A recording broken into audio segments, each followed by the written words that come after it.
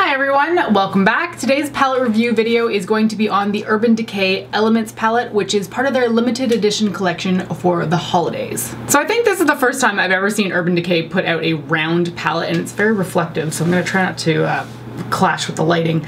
And it's freaking glorious. I love the outside of this packaging so much. The colors are beautiful, and thankfully they are somewhat representational of the colors that you're gonna get on the inside of this palette. That's been a huge problem for me lately. There's been a lot of palettes released on the market lately where the outer packaging looks nothing like the colors on the inside, and I feel like that's very misleading. Thankfully, Urban Decay has kept the outside very similar to the inside, so I am super appreciative of that. What I also like about this is that their logo is actually holographic silver flecks. It's so pretty. I love it. Anyway, you open the palette with a little bit of a clasp here. You do have to push it in and then it pops up and you can open it. The mirror is one of those ones that will stay put wherever you put it. It will not flap open the entire way, so you can set it up on a vanity in order to do your makeup. I do find that the little hinge down here though catches and pushes the palette a little bit differently, so if you want it completely flat, you do have to stick the mirror up like a straight angle. So this palette does retail for 65 Canadian or 52 US, which is fine. It's not quite $70 yet. That's when I start to get a little bit like, ooh, you're pricey. I think 65 is fine considering how many shadows you're getting in here.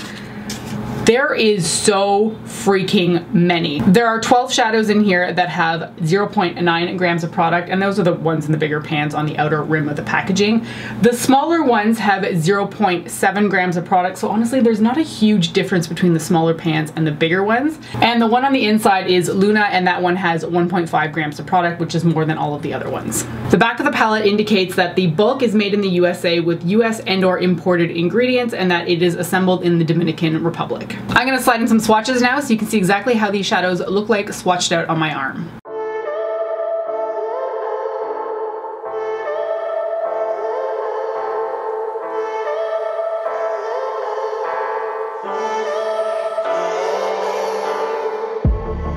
I'm feeling so hollow, don't you know, don't you know, I'm living in shadow, don't you know, don't you know. Alright, now that you've seen the swatches, let's have a little bit of a discussion about the shadows in here because I have a lot of opinions on them.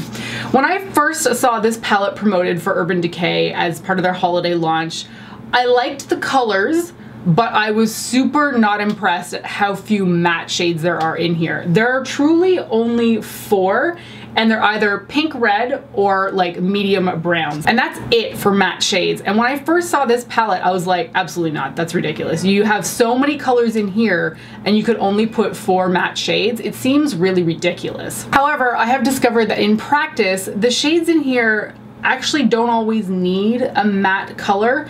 The darker colors like Sapphire Dream and the purple over here actually work really well in the outer corner without being a matte shade. I mean, they're pretty shimmery, but I'm wearing that purple in the outer corner today and I feel like it actually works. So some of the shimmery colors are deep enough in tone to act as a deepener for the outer corner without being matte, and I really appreciate that. The colors that they have chosen as mattes, the pink, red, and then the 2 browns, I think make sense. I wish there was more in here, but those are good choices fundamentally. Pink is not a color I'm ever attracted to. I just don't like the color. I feel like it's too girly, so I don't gravitate towards it, but that's a color that works fantastic in the crease whenever I put it there. More often than not, I found myself putting the pink in the crease to use as a transition from one color to the other, and it really works out quite well. I don't know if that's based on my skin tone and my coloring, but I have found that pinks really work well in the crease. I really do like that they've included a matte red shade here, although in practice, I feel like it's not as red as I wanted it to be. It's more of a terracotta shade, so it tends to work really well with the browns in this palette, which is a nice touch. The other 2 mattes here are beautiful, and they're something that I would always gravitate towards putting in my crease just because they work as that sort of mid-tone transition color. But I found having the 2 colors in this palette a little bit redundant because there is no bone cream shade, so these only really work as transition colors for me. I can't put them underneath my brow bone in order to highlight my brow. because they're both basically the same color on my kind of skin. That being said, they work really well together, and if you want to layer them in the crease, they do make a really beautiful transition from whatever color you have on your lid up to your brow bone. So in practice, the mattes are really nice. They're buttery, they're smooth, they do blend out very nicely. Now, as for the shimmers, there's a lot of varying formulas in here, and I don't really know why they've done it. I prefer the ones that are smoother, they feel almost slick, and they apply like wet on your eyes. Colors I'm referring to in that kind of formula category would be Fool's Gold, Volcanic, Moonrock, although it tends to get a little bit flaky, and actually, what are the other ones? Oh yeah, Lioness and then Tectonic are very buttery and smooth, and they apply really nicely, but the other shimmers in here are bizarre to me. This one over here, Silver Burn, is so flaky and chunky. The color is very nice once you get it on your eye, but you really have to like blend back and forth in order to buff it into your skin. I felt like Fortune Teller down here is your traditional blue-brown kind of pigment. It applies similarly to Silver Burn, but it's not as flaky. You just really have to buff those colors in. Hex Remedy also has a similar formula. It's not super chunky or flaky, but you really do need to buff it into place. I found that between Hex Remedy and Sapphire Dreams, I really had to use a stiffer brush if I was going to be using it in the crease in order to make it a little bit deeper. If I use something fluffy, it goes on, but it's almost too soft of a color. If I want more of an impact like what I've got going today, I have to take something stiffer and really like rub it into my skin, not painfully or even that firmly, but you need something a little bit more of a stronger bristle in order to push it and pull out the color that you see in the pan. You can get what's there, but you have to use something that's a little bit more on the firm side of things. Oh yeah, Electric Air over here, that's a great color that I put constantly on the inner corner of my eye, but it is also another flaky shade. You can work with the flaky colors, and I would encourage you to actually spray your brush before you go into a flaky color. I just never thought to do it, which is a little bit bizarre because I do tend to do that if I'm working with a flaky shimmery color. I imagine that they would work a little bit more smoothly, more like the foiled shadows that I was referencing before. They are beautiful, but it's just something to be aware of, and you might require a little bit more cleanup than you're used to with some other shadows. My favorite colors in here are definitely Volcanic. That is a beautiful copper color. Fool's Gold probably takes the cake as my number one. That one is on my inner corner and first third of my eye, and it is beautiful. It is so much fun to play with that color because it goes on so smoothly. I also really like Secret Keeper up here. It's a really beautiful green, but I found I had to layer it. It reminded me a lot of MAC's Sprout eyeshadow, if you remember that. It's from the 90s. And it goes on a little bit sheer, but you would have to layer it. This is basically the same color, I think, or at least that's what my memory is telling me. And I had a lot of fun playing with that color, but it does require a little bit of building. One of the colors that Urban Decay knocks out of the park every single time they put it in a palette is this kind of teal turquoise down here. It's called Heavy Water in this palette. I've had different incarnations of it in different palettes over the years, and it's always a good color. It applies smoothly, it's beautiful to look at, and it blends so nicely with so many of these other colors in this palette. The only color I found was a little bit useless was the center one called Luna. It's basically a sheer white that's a little bit flaky, chunky, and I'm sure you could layer it over top of other colors, but I like the colors in here so much when I was using them that I didn't really feel like I wanted to alter them with that white. I think I used this once on the inner corner of my eye just because I had to use it at some point, and it looked okay there, but I feel like they could have left that color out and it would have been fine. Now that I've talked about the shadows in depth, let's dive into the 5 looks that I created using this palette. The first look uses Dreamweaver through the crease. That's that pink color that I feel like always actually works in the crease area, even though it's a color I'm not particularly drawn to. I put Heavy Water on the lid. Love this color. This turquoise is absolutely beautiful. And then I put Hex Remedy on the outer corner just because I felt like the purple was really pretty.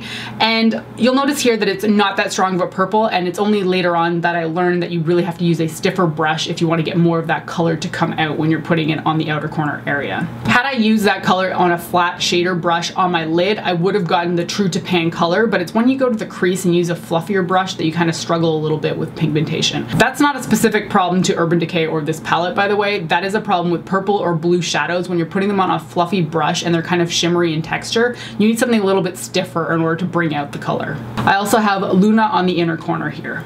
Look number 2 is a bizarre one. I wanted to try something completely different. So I put Antidote through the crease, and then I put Fortune Teller on the lid. That's that kind of blue-brown pigment color. I put Firestarter on the outer corner and pulled it through the crease because I felt like the colors in the blue-brown color would kind of work with Firestarter, but I didn't love how it looked just on its own, so I pulled in Sapphire Dream and put that on the outer corner, and I really like how this came out. I never pair blue and red together ever in an eyeshadow look. I think it's a weird combination, but I actually really like how it came out in this look. I also have Electric Air on the inner corner. Look number 3 is one of my favorites. I used Elemental through the crease. That's that medium brown shade. I put Volcanic on the lid. Love that copper tone so much. And then I put Firestarter on the outer corner, and it looked pretty, but it wasn't quite enough for me. So I put Fool's Gold on the inner corner, and it livened the entire look up. I love how this one came together. For look number 4, I have Antidote through the crease, and then I put Secret Keeper on the lid. Really like this color, but you do have to layer it a little bit. I put Sapphire Dream on the outer corner and drag that through the crease using a stiffer brush to really pull out the color. And then I used Earthbound to blend between Secret Keeper and Sapphire Dream because the two colors side by side didn't look that great. There wasn't enough of a gradient. So Earthbound really helped pull the transition together. I used Electric Air on the inner corner, and then I applied Silver Burn on the lower lash line. It's a pretty color, but you really have to buff it in, otherwise it will flake everywhere. I also put some of Sapphire Dream on the outer corner of the lower lash line. For the look that I'm wearing today, I wanted to create something that I hadn't really done with this palette yet, or even before. So I first took Dreamweaver and put that through the crease. I wanted something really, really pale there because I wasn't sure if I was going to be keeping that pink. And then I went to Fool's Gold, which is hands down my favorite color in this palette, and put that all on the inner corner of my eye and pulled that to the first third of it. I then layered Moon Rock beside it and flipped between Fool's Gold and Moon Rock in order to blend the two colors together. I then put Lioness beside Moon Rock and blended that out to the outer corner of my eye. I wanted the color to be kind of a gradient between the purple shade, which I was just about to put on the outer corner. So I took Hex Remedy and layered that on the outer corner and dragged that through my crease. I ended up basically covering the pink through my transition color, but I think it helped add a little bit of diffuse color going up towards my brow bone. And then I wanted to add red to this look, which is very different for me. I would never think to add red into this kind of look, but I had done so many different things with this palette that I hadn't really touched on before in makeup looks that I've created, so I thought, whatever, let's just try it.